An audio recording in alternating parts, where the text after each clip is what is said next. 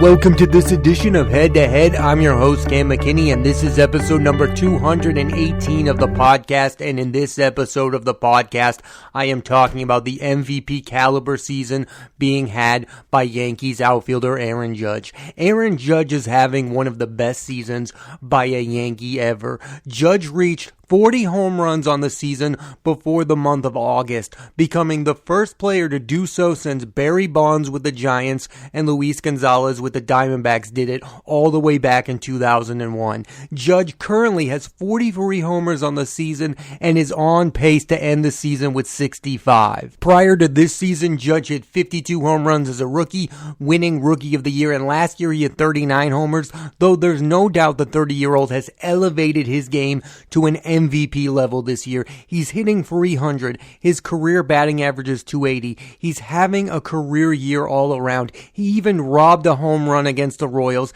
There was a stretch where he hit a home run in 12 of 14 games, and he hit 5 home runs in a series against the Kansas City Royals, and he's hit 3 walk-off home runs this season. So why, you ask, is this the season where Judge looks like the definitive best player in all of baseball? The answer is quite simple. He's a free agent at the end of the season. The Yankees did not lock him up to some mega deal to avoid free agency. In fact, they almost went to arbitration with him over his salary this season. I really believe his upcoming free agency is what's motivating Judge to have this spectacular career year. And normally we don't get to see star players in these situations. Usually they either come to a long-term agreement with their team or they have been traded. In particular, baseball has become obsessed with job security. Rarely any of the good players have 1 year left on their contracts. Even baseball managers don't manage their teams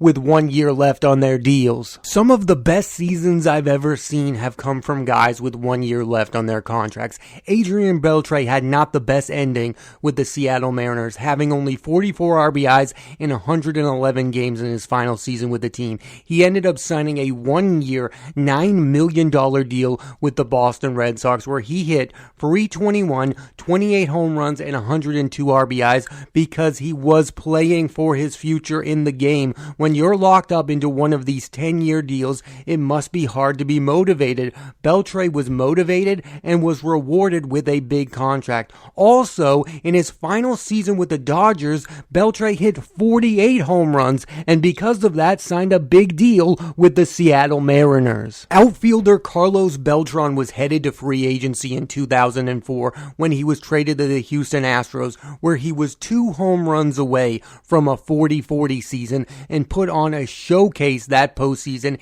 hitting 8 home runs in 12 games. Beltran ended up signing a mega deal with the New York Mets. And I would like to point out that during his time with the New York Mets, especially the 2006 postseason, Beltran was not nearly as good as he was in 2004, and the major difference is Carlos Beltran was headed towards free agency. He was trying to prove to everyone that he's the best player in the world so he can get a mega contract, and he ended up getting one. And this doesn't just apply to hitters. Some pitchers have had some of their best seasons in walk years. CC Sabathia went 17-10 with 251 strikeouts in 2008 with the Cleveland Indians and the Milwaukee Brewers. Zach Greinke went 19-3 with a 1.66 ERA in his last year with the LA Dodgers in 2015, and Garrett Cole went 20-9 with 326 strikeouts in his final year with the Houston Astros in 2019. And I know what some of you are thinking, that I just listed off a bunch of guys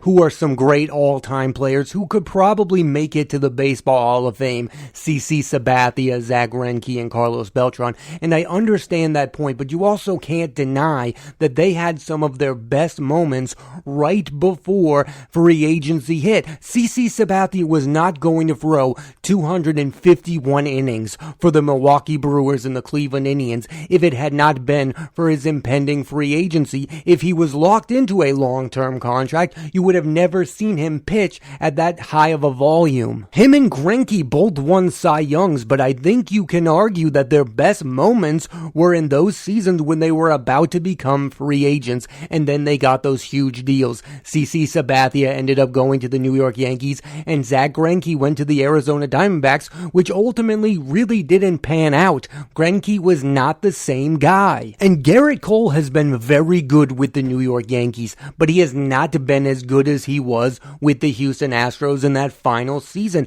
Everyone in the world wanted Garrett Cole. He got a huge deal. He's worth that money. He is an ace, but I don't think he's pitched at that same level, and I don't think you could argue that. He has not come close to that 326 strikeout number. He was pitching like that because of his impending free agency. I just find it weird that we live in a world where these teams love to take away one of the biggest motivating factors as to why a player would want to be great. It's to get that big contract. Nowadays, it feels like we're giving these players massive deals before they've even proven themselves. Like, I look at that Wander Franco contract with the Rays. We don't even know if Wander Franco is a great player yet you've already given him a boatload of money. Why not wait to see if Wander Franco is a great player and then let him prove that he is one? In the 2004 postseason, Carlos Beltran proved he was one of the best players in all of baseball. In 2008, CC Sabathia proved he was the best pitcher in baseball. What is the downside to letting a superstar player earn their massive payday that they're going to end up getting anyway? Aaron Judge is far from the only Yankee star who has played with only 1 year left on their contracts. Second baseman Robinson Cano in 2013 had one of the best seasons of his career, hitting .314 with 27 homers and 107 RBIs. In 2007, catcher Jorge Posada had a .338 batting average. His career average was .273. Second baseman DJ LeMahieu won a batting title in 2020 with a .364 batting average, and outfielder Bernie Williams in 1998 hit .339. All of these players and countless others have arguably had their best seasons due to the fact that they were playing for huge paydays. Players are obviously motivated to win, but they're also motivated by job security in their futures, and most of them are not nearly as good once they get that long-term contract. Robinson Cano was not the same player with the Seattle Mariners as he was with the New York Yankees. And I will say I am someone who in the past had some long-term question marks about Aaron Judge. Like, he almost felt like a phenom of the moment, that he was going to be gone in a flash. I think this year he is proving to be a long-term commodity that the New York Yankees can rely on. I think he is proving he is worthy of an 8-year, $300 million type of deal. He's been a very good player in the past, but I think this is the first year you can say he's a legitimate MVP candidate, and not only that, the MVP frontrunner. The Yankees have gotten a lot of flack as an organization for not signing Judge to a long-term deal, and it's a fair point. His great play is probably making his price rise. I would argue they have played this the right way. There's no way that if they had locked up Judge to a 10-year deal this past offseason, that he would be having the season he's having. He's on pace for 65 home runs. A player has not reached 60 home runs since the steroid era with Bonds, Sosa, and McGuire. I think it's also fair to question if the Yankees want to spend that much money on one player anymore. They seem to be out of that business for a while. I mean, they went in on Giancarlo Stanton. One would argue that really hasn't worked out.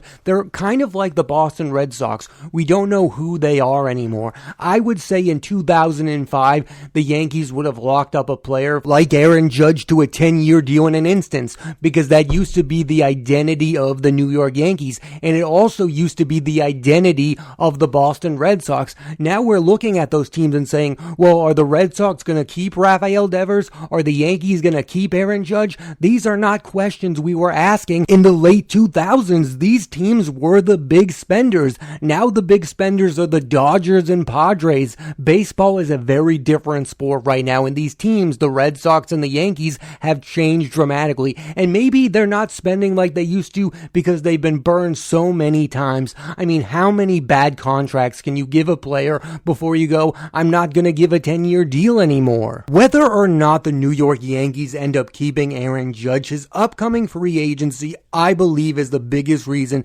he is playing like the best player in all of baseball and not someone who's locked into a 10-year contract. I fully believe that. I think these players become less motivated when they are given these long-term deals, and it's not on purpose. But how could you not help but relax when you're given one of those deals? Bryce Harper is locked up for the next 11 seasons. Manny Machado and Fernando Tatis are locked up for a decade. I think it's hard to be motivated when you're locked up to those kind of huge deals, and I'm not saying those players are not going to have great seasons. I just think that motivating factor that is a long-term contract is no longer there to motivate them, and that motivation has become undervalued in the sport of baseball. I do want to say one thing. I am on the side of the teams that these contracts have become too long. Like, Rafael Devers does not need to be signed to the Boston Red Sox for the next 12 years. And in the case of Judge, he is a 30-year-old outfielder.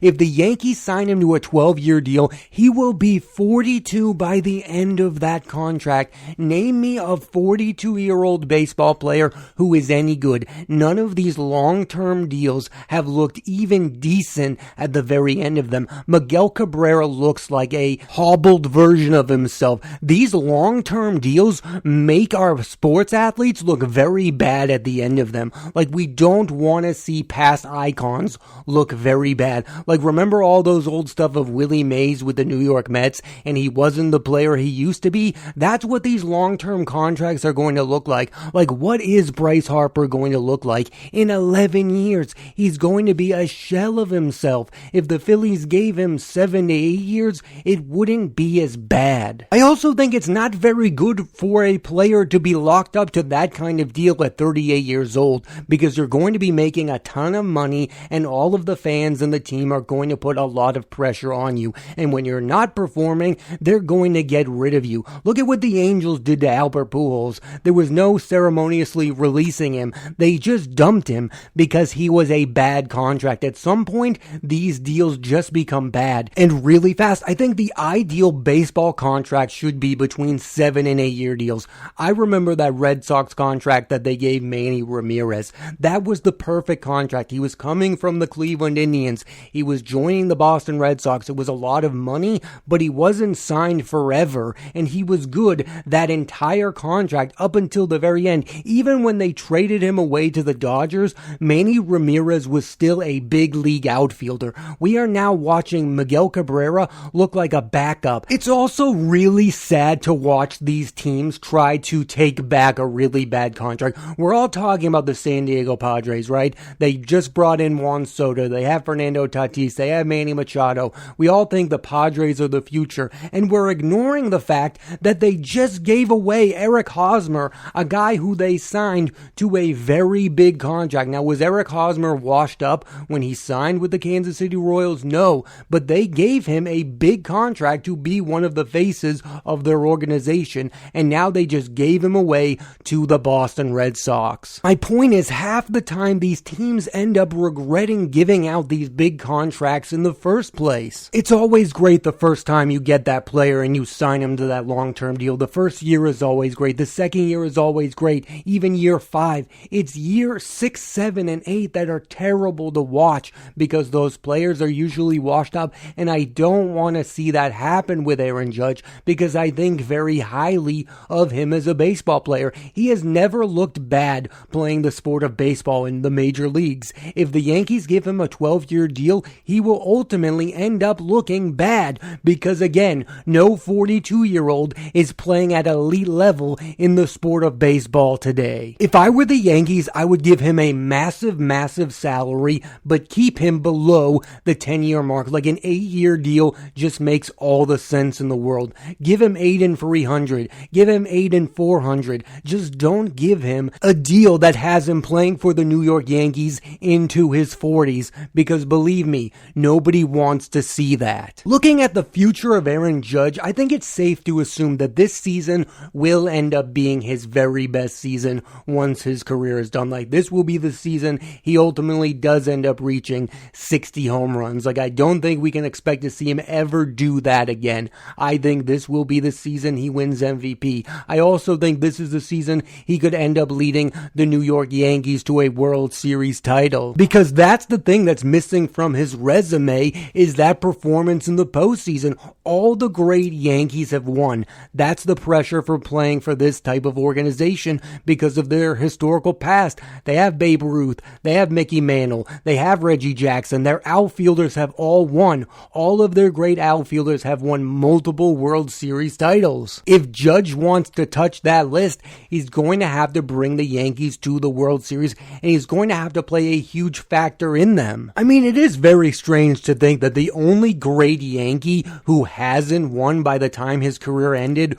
was Don Mattingly. Now, you don't want that to be Aaron Judge, because again, this guy does have phenomenal power, and you want him to be the face of your organization. You want him to be on that list of winners. I'm a Celtics fan, so I understand it. I want to see Jason Tatum win an NBA Finals because I want him to join that list of the all-time great winners. That's what happens when you play for these organizations. Winning is above everything else. Yes, Aaron Judge is having an all-time regular season. He might end up hitting 63 home runs, but at the end of the day, what does it all mean if he doesn't end up winning a World Series with that team? Especially if this is his final season. How are the Yankees going to look back at his time? How are Yankee fans going to look back at the time of Aaron Judge? Are they going to think about all the home runs? Or are they going to think about the missed opportunities? I mean, no one wants to talk about it, but there is a chance that Aaron Judge ends up leaving the New York Yankees. And then you think about, well, the Yankees didn't end up winning anything